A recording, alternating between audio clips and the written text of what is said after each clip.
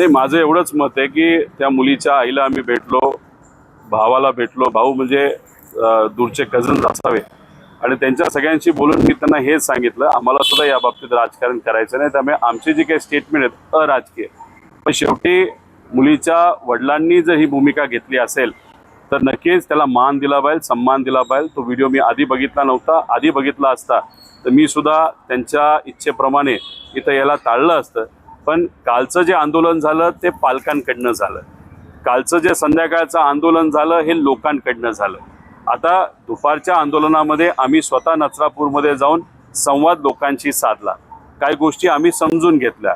त्याच्यामध्ये आम्हाला सांगत असताना या क्रिमिनल व्यक्तीवर कारवाई झाली पाहिजे ही तर बेसिक मागणी आहे, पण तिथं असताना लोकांनी आम्हाला परिवाराच्या काही वेगळ्या अडचणी सांगितल्या होत्या, त्या समजून घेण्यासाठी काल आंदोलन झालं हे समजून घेण्यासाठी खरं तर आम्ही आलो.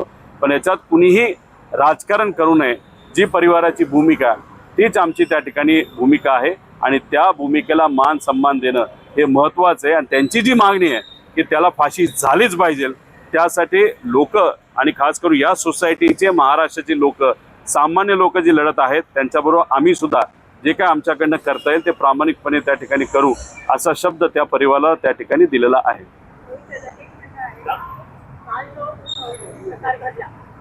लोक जागरूक होते, एकत्र आले, नवरे दिसते की त्याच धरणं धरलं, त्यामुळे या प्रश्नाकडे लवकर लक्ष दिलं. तुम्ही म्हणता त्याच्याशी अगदी सहमत आहोत की आयोगावरती निष्पक्ष स्त्री पाहिजे, शक्ती कायदा आठवला जायला पाहिजे. पण दुसऱ्या बाजूला त्या माणसाने त्यासाठी लोकांच्या मानसिकतेमध्ये बदल करण्याची गरज आहे. चाकणला घटना घडली, 4 वर्षाच्या मुलीवरती 16 वर्षाचा मुलगा अत्याचार करतो आणि तिला मारून टाकतो. ही हिंसेची जी प्रवृत्ती मुलांमध्ये वाढते याची कारणं शोधली पाहिजे. मला नको ते कोणालाच नको म्हणून जीव घेणं कुठलाही व्यक्ती. याच्या मागे म्हटलं तर संपूर्ण समाज रचना आणि ह्याचं कारण जाणवलं, बेकारी वाढलेली आहे तरुणांमध्ये. त्यामुळे मुलांना डोळ्यासमोर काहीही भविष्य नाही आहे, आजचा दिवस बघून घ्यायचा, ही वृत्ती मुलांमध्ये तयार झालेली, शिक्षण नाही म्हटली नाही. तर हा खूप मोठा राजकीय सामाजिक प्रश्न आहे. ही घटना एक घटना भयंकर आहे, मान्यच आहे, त्याला फाशी द्या, एन्काउंटर करा, काही करत तो माणूस आहे. पुढच्या घटना कळणार नाहीये त्या गोष्टी. राजकीय दबाव पोलिसांवर आणि कायद्यावर आहे आणि लोकांना आता लोकांचा पूर्ण विश्वासच उडालेला आहे न्याय संस्थेवर. उन्नाव, हाथरस अशा जर घटना घडल्या बघितल्या, उन्नावमध्ये त्या मुलीच्या नातेवाईकांचा जीव गेला, त्यांना ठार मारलं जातं, साक्षीदार नाहीसे केले जातात. तर हे विरोधी पक्षांनी यामध्ये सहभाग दाखवला पाहिजे. आमच्या आत्ताच्या सरकारवर माझा तर वैयक्तिक अजिबात विश्वास नाही आहे. विरोधी पक्ष जिथे आता परवाच्या कायद्याला नारी बंधन वगैरे जे काय असे बायकांना फोर्स देतात, त्याला विरोधकांनी ज्या तऱ्हेने एकत्र येऊन त्याच्यावर बंदी म्हणजे तो होऊ दिला नाही, अशा तऱ्हेने जर विरोधकांनी काम केलं तर आमचा विश्वास नक्की वाढेल आणि या घटना बऱ्याच घडून जाईल. तुमचं मत ताई बरोबर आहे. आता माझी परिस्थिती सुद्धा जाणून घ्या. मी माझ्या काकासाठी म्हणजे काकाला न्याय मिळावं, आणि ते सुद्धा काही राजकीय दृष्टिकोनातून लहान व्यक्ती नव्हते, महाराष्ट्राचे उपमुख्यमंत्री होते. त्यांच्या बाबतीत काय घडलं साधं FIR सुद्धा तिथं घेतला नाही गेला. आणि मी सातत्याने हेच सांगतोय की राज्य सरकारने तर कुठलंही सरकार जर एवढ्या मोठ्या व्यक्तीबद्दल, राजकीय व्यक्तीबद्दल साधं FIR जर करत नसेल तर लोकांचा सिस्टमवरचा विश्वास निघून जाणार आहे. आता या चिमुकलीवर जे झालं ते अन्यायकारक झालं, त्यामुळे तुमच्या मनामध्ये ज्या शंका आहेत त्या खऱ्या आहेत, त्या लोकांच्या मनामध्ये यायला लागलेलं आहे. तुम्ही जे म्हणत आहात ते कार्य तसं मोठं आहे, राजकीय आणि सामाजिक दृष्टिकोनातून त्या विषयावर काम करावं लागेल.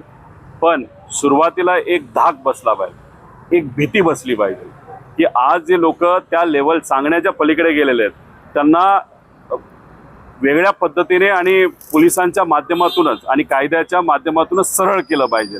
आणि ते सरळ असं केलं पाहिजे की बाकीचं धाडस नाही झालं पाहिजे.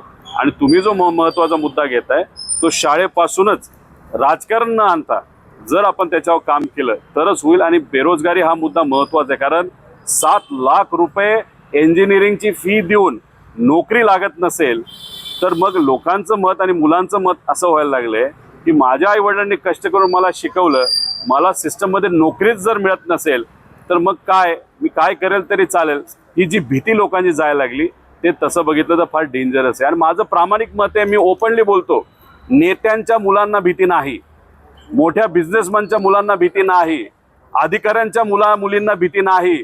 भीती कोणाला आहे तर सामान्य व्यक्तीच्या मुलींना त्या ठिकाणी भीती आहे. कारण का ते स्वतः प्रायव्हेट सिक्युरिटी त्यांना देता येत नाही. ते ह्या सिक्युरिटी जबाबदारी पूर्णपणे ही सरकारची असते. त्यामुळे कायदा योग्य पद्धतीने व्हावा. पोलिसांनी तेच काम करावं की ज्याच्यासाठी त्यांची नियुक्ती झाली. पण सामान्य लोकांनी VIP ला तिथं कुठेही सिक्युरिटी न देता, आता मी पोलिसांची सिक्युरिटी घेऊ शकतो, पण आम्ही जर 3-4 पोलीस घेतले तर मग कुठेतरी त्या 3-4 पोलीस लोकांची सेवा करणारे कमी होतील, म्हणून आम्ही प्रायव्हेट सिक्युरिटी तिथे घेतो. आम्हाला नको पोलिसांनी सिक्युरिटी, पण पोलिसांनी गरजच नको अंगत विश्वास. आहे. आपण त्याच्यावर मोठा विषय आहे सर. ओके चालेल. पोलिसांनी लाठीचार्ज केला असा आरोप होतोय आणि आंदोलकांना जे आहे. देखो, हमारा कहना ये है, ये कोई राजकीय आंदोलन नहीं था. अगर कल जाके हमने राजकीय आंदोलन किया तो लाठी हम पे लगाओ ना, हम पे चलाओ, हम नहीं डरते. लेकिन कल जो आंदोलन हुआ वहाँ पे कोई भी पॉलिटिकल व्यक्ति नहीं था, ये सोसाइटी के लोग थे. और उस बच्ची पे जो अन्याय हुआ, पूना से जो लोग वहाँ पे इकट्ठा हुए थे, उन्होंने वो आंदोलन किया था. अगर वहाँ पे वो लोग सुनने क्यों नहीं रहे थे? कोई पॉलिटिकल डिमांड नहीं थी. उनकी डिमांड थी कि आप अश्योरिटी दे दो कि ये जो क्रिमिनल है उसके ऊपर कैपिटल पनिशमेंट वहाँ पे दी जाएगी. वो अश्योरिटी उनको अगर स्टार्टिंग में मिल जाती, लोग निकल जाते. कॉमन लोग है, कॉमन मैन है, इनको कहाँ पे भी रास्ता रोकना वगैरह ये न करने वाले लोग हैं. लेकिन यही लोग जब गुस्सा करते हैं, यही लोग जब रास्ते पे उतरते हैं, तो इशू बहुत क्रिटिकल और इम्पोर्टेंट होता है. कल का इशू बहुत इम्पोर्टेंट था और ये लाठीचार्ज से छूटने वाला विषय नहीं, ये संवाद से छूटेगा, ये अश्योरिटी देने के बाद छूटेगा. कहा ना कहा तो भी कल अश्योरिटी न मिलने के कारण ये 3 घंटा वहाँ पे रोड बंद किया गया. लेकिन अगर संवाद के माध्यम से ये विषय को हटाला जाता या चर्चा की जाती तो वो इतना बड़ा आंदोलन नहीं होता. लेकिन उनकी मांग है वो एक्सेप्ट करने की जरूरत है. लोग देखना चाहते हैं आगे के 15 दिन में क्या होगा, इसलिए आगे के 15 दिन बहुत क्रिटिकल है. लोगों के मन में फिर एक बार पुलिस के बारे में, सिस्टम के बारे में विश्वास बढ़ाने के लिए.